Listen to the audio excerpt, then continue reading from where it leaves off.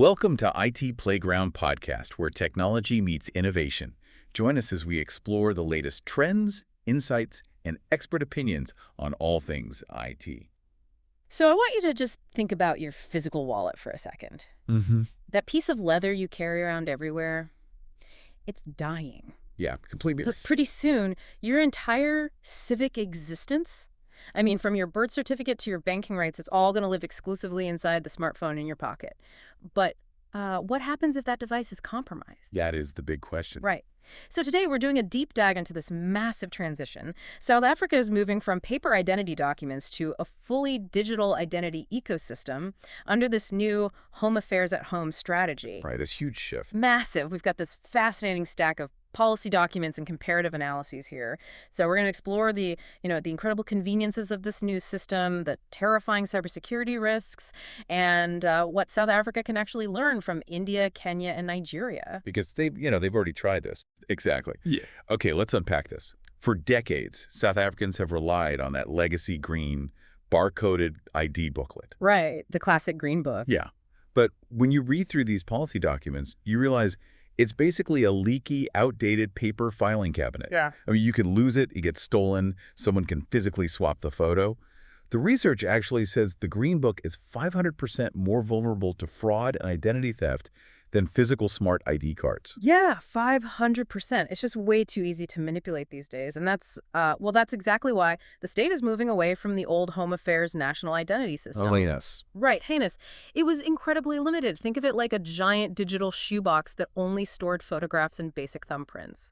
What they're building now is the Automated Biometric Identification System, or ABI. It's multi-modal. Wait, multi-modal? That sounds very sci-fi. We aren't just rolling thumbs on ink pads anymore. Not at all. ABS actually captures multiple biometric modalities. We're talking palm prints, iris scans, detailed facial features. Yeah.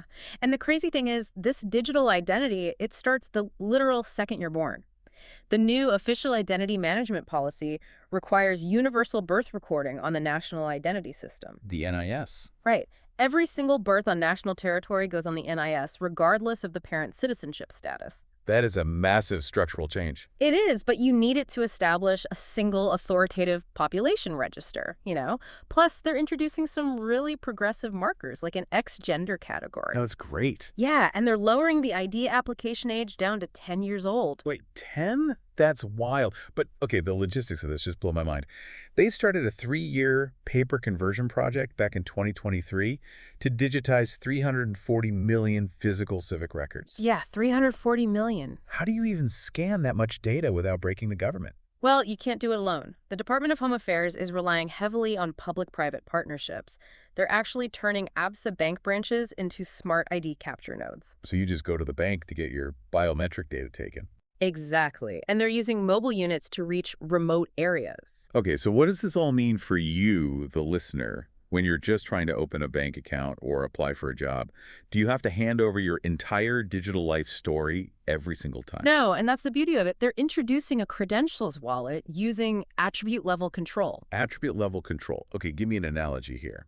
Is that like, going to a club, and instead of handing the bouncer an ID with your full name and exact birth date, you just show a digital card that says over 18? That is exactly it. You're just proving one single attribute without handing over the raw data. That is so much safer than some random company keeping a photocopy of your ID in a back office. Absolutely. And they're connecting this to the financial sector using APIs. So banks and telecom companies can do remote, real-time FICA verifications. Like it, right. So no more taking a paper utility bill to a bank and standing in line for an hour. Gone. Frictionless authentication using mobile-based facial recognition. It checks the API, says, yes, this is them, and you're done. It's all leading to this Mimezansi platform to connect everything from police statements to university admissions. Wow. Okay, but here's where it gets really interesting. Uh-oh. Yeah. The dark side. The cybersecurity risks are terrifying. The sources show that 73% of South African mobile users already store unencrypted photos of their IDs on their phones. Which is a hacker's dream. Right. It feels like building a skyscraper before pouring the foundation. If your phone is compromised, what actually happens? The documents mention malware getting root privileges. Yeah, so if you download a shady flashlight app and it gets root privileges, it basically bypasses the phone's securely sandbox. It gets the master key to everything. And then it uses dynamic code injection. Exactly. It quietly injects commands into your digital ID app while it's running, stealing your biometric keys in real time. But doesn't Home Affairs mandate device binding? So the ID only works on your specific physical phone. They do, but device binding completely fails if a thief gets both your phone and your PIN. Say they watch you type your PIN at a coffee shop, then snatch the phone. They have the physical device and the keys? Wow. Oh, exactly. And the governance side of this is just as messy. They're rolling this out using draft regulations under the Legacy Identification Act of 1997. Wait, 1997, not the new 2023 bill. Nope. They're not waiting for the National Identification Registration Bill of 2023 to pass. This gives the Director General of Home Affairs completely unchecked power to approve data sharing without parliamentary oversight. That is massive legal preemption. What about the information regulator?